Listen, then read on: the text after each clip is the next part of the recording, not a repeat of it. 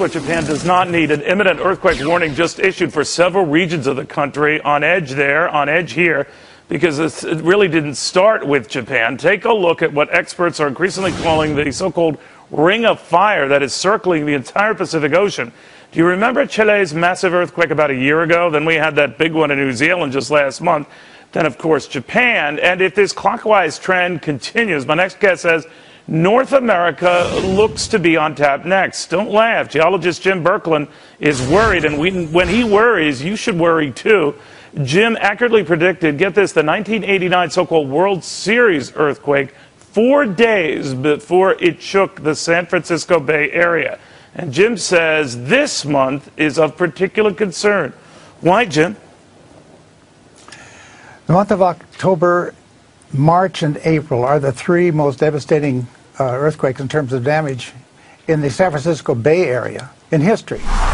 And we're having, on the 19th of this month, not only the full moon, but within an hour, the closest approach of the moon until the year 2016. And the next day is the equinoctial tide. So you're bringing together three of the maximum tide-raising forces. And we know about the ocean tides, but there's also an earth tide, and there's a tide in the groundwater.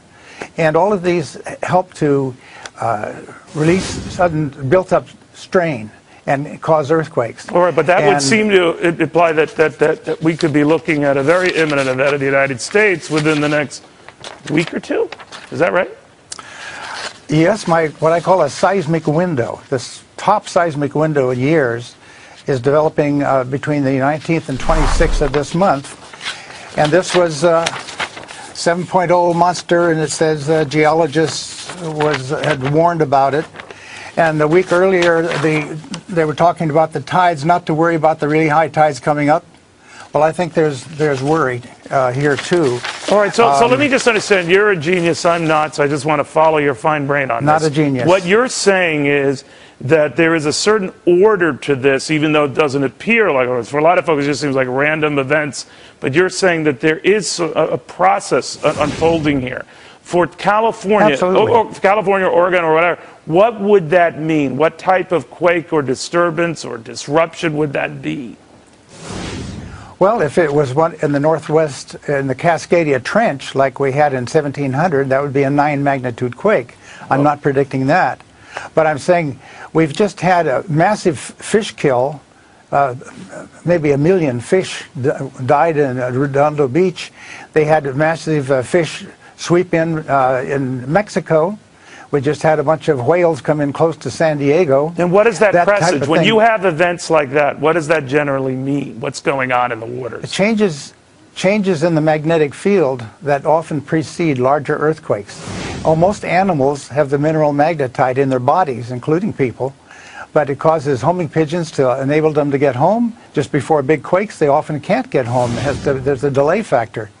And so we look for those kinds of things. Just before the World Series quake, there was a very unusual beaching of rare beaked whales in the ocean beach of San Francisco, and then just after that, a equally rare pygmy sperm whale washed up at Santa Cruz within about 5 miles of the epicenter of the World Series quake. And that kind of beaching had never occurred before nor since. So we're looking for strange fish coming from deep water into shallow water, wild animals coming into cities. I used to just scoff at these kinds of things because I was a mainstream geologist until I found out that earthquakes were fitting a pattern. The big earthquake in the Indian Ocean followed the massive beachings of whales in Taiwan, not Taiwan, but New Zealand and Australia and Tasmania. And then within a couple of days, they had a 8.3 south of New Zealand, and then came the 9.1 in the Indian Ocean with a big tsunami on the very day of the full moon.